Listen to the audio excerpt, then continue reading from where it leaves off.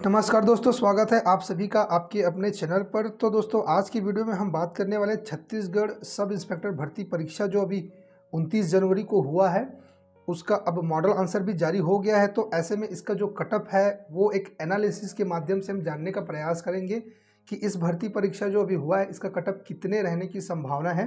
तो दोस्तों वीडियो में अंत तक बने रहिए।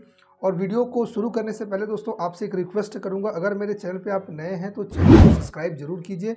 मैं भर्तियों से रिलेटेड छोटे-छोटे अपडेट अपने चैनल के माध्यम से लाता रहता हूँ। तो दोस्तों चैनल को सब्सक्राइब कीजिए और अगर ये वीडियो आपको अच्छा लगे तो वीडियो को लाइक ज़रूर कीजिए। चलिए बिना किसी देरी के साथ हम वीडियो को स्टार्ट करते हैं और देखते हैं कि जो हमारा कटअप का एनालिसिस है वो क्या कहता है। तो सबसे पहले दोस्तों मैं आपको बता दूँ, ये जो छत्तीसगढ़ सब इंस्पेक्टर भर्ती परीक्षा जो हुआ है उसमें कुल अभ्यर्थी जो शॉर्ट लिस्ट होकर, सबसे पहले दोस्तों इसका अभी छोटा सा फिजिकल हुआ था जिसमें नाप जोख हुआ था, हाइट वगैरह का जो नाप था वो किया गया था। उसके पश्चात शॉर्ट लिस्ट करके व्यापम ने फिर से फॉर्म भरना स्टार्ट किया था।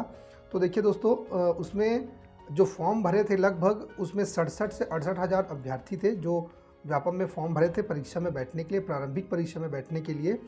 और उन 67-68 हज़ार अभ्यर्थियों में लगभग जो पेपर हुआ जब 29 जनवरी को, तो उसमें 59 से 60 हज़ार लोगों ने क्या किया, परीक्षा दिया है और लगभग 7 से 8 हज़ार लोग इसमें अनुपस्थित थे।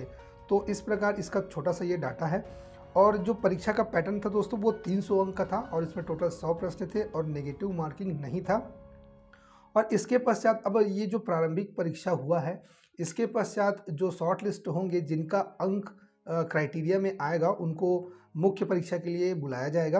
तो ऐसे में दोस्तों मुख्य परीक्षा में बुलाने के लिए जो व्यापम जो या विभाग ने जो क्राइटेरिया रखा है वो 20 गुना रखा है, मतलब टोटल जितने पद हैं उसके 20 गुना अभ्यर्थी मुख्य परीक्षा लिखेंगे। तो टोटल 975 पद हैं और इसके 20 गुना को अगर व्यापम या विभाग बुलाता है परीक्षा के लिए तो 19,500 लोग शॉर्ट लिस्ट होंगे और 19,500 लोग मुख्य परीक्षा लिखेंगे।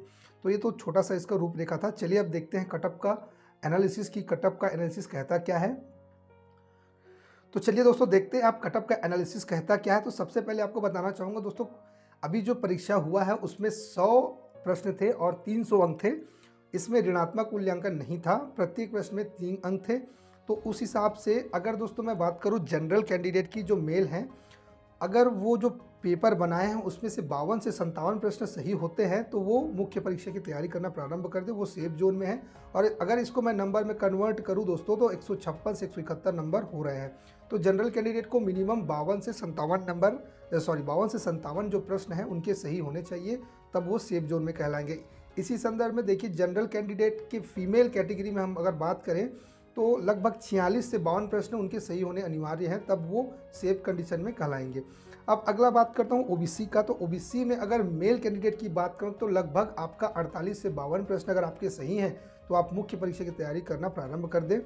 उसके पश्चात अगर ओबीसी फीमेल कैंडिडेट की बात करूँ तो 42 से 47 जिनका प्रश्न सही है, और अगर इसको नंबर में बात करूँ तो 126 से 138 नंबर जिसका आ रहा है वो मुख्य परीक्षा की तैयारी करना प्रारंभ कर दें।